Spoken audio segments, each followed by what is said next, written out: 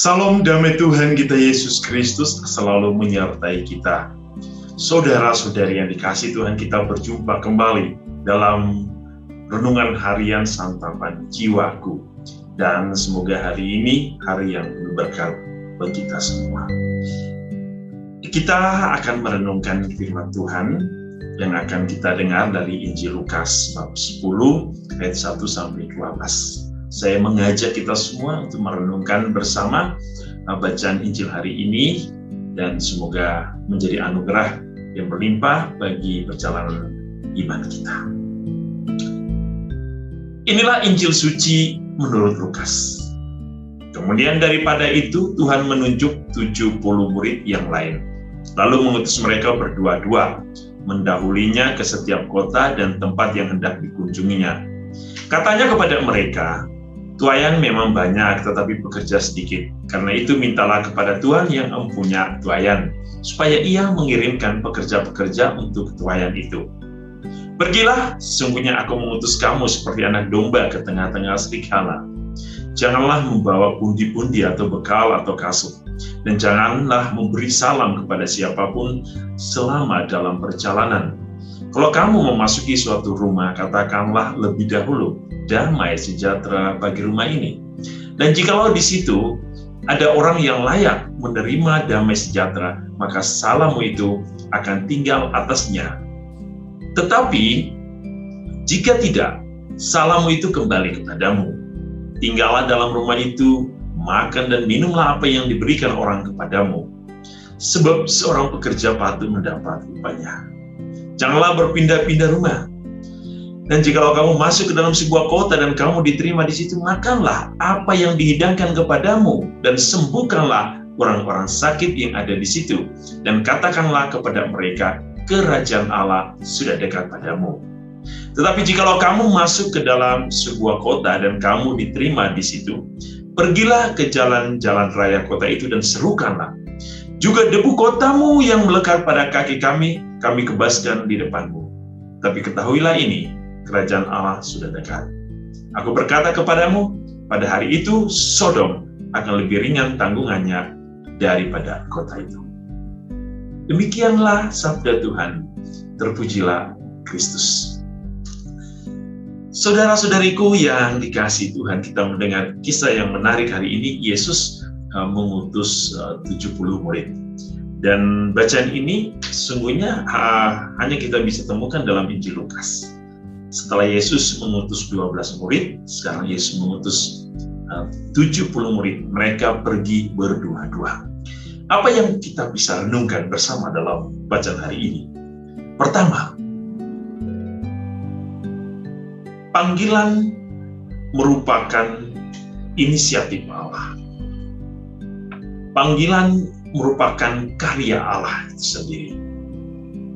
Allah memanggil setiap orang untuk melayani ciptaannya. Dan panggilan yang merupakan inisiatif Allah atau prakarsa Allah merupakan panggilan yang mulia. Dan ini merupakan anugerah. Oleh karena panggilan adalah inisiatif Allah, maka apa yang dikehendaki Allah hanya satu, bahwa segala sesuatu yang kita lakukan untuk melayani Allah dan karya ciptaan Allah dalam kehidupan kita. Tidak ada yang lain. Yang kedua, panggilan melayani adalah satu anugerah khusus. Adalah satu berkat yang sangat luar biasa bagi manusia. Oleh karena itu, jangan sampai kita menolak panggilan Allah.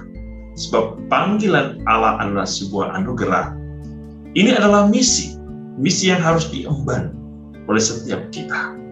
Dan kita adalah putra-putri Allah.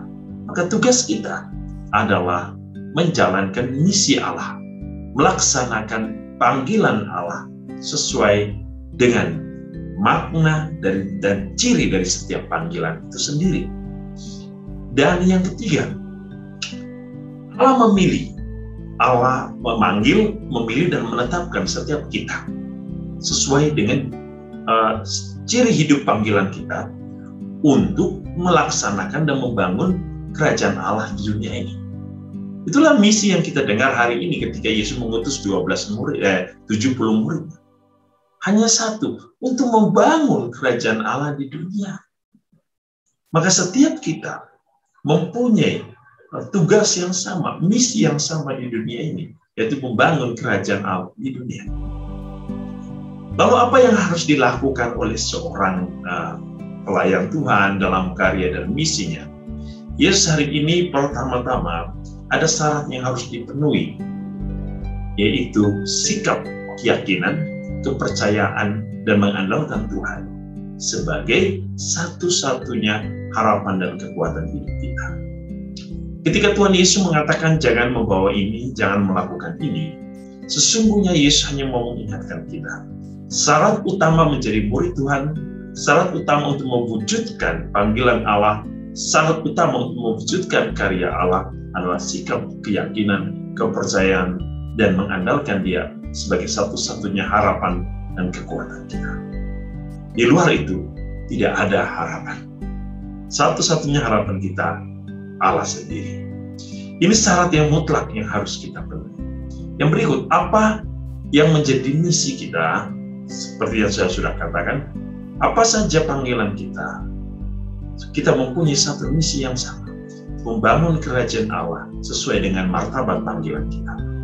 Entah sebagai seorang biarawan, biarawati, entah sebagai seorang suami atau istri, atau mungkin tidak mau menjadi biarawan, biarawati, atau tidak menikah, tapi semua kita mempunyai panggilan yang sama, yaitu panggilan untuk membangun kerajaan Allah, panggilan untuk menguduskan hidup manusia, panggilan untuk membawa kabar sukacita ilahi Allah, panggilan untuk membawa setiap orang kepada keselamatan. Oleh itu, saudara-saudari, marilah dalam hidup kita bisa mewujudkan panggilan Allah dalam kehidupan kita masing-masing dengan cara kita masing-masing, tetapi dengan tujuan yang sama, untuk membangun kehidupan Allah, untuk membangun kerajaan-Nya di dunia. Semoga Tuhan Yesus memberkati kita dan membimbing kita dalam seluruh karya dan pelayanan kita. Dalam nama Bapa dan Putra dan Roh Kudus. Amin.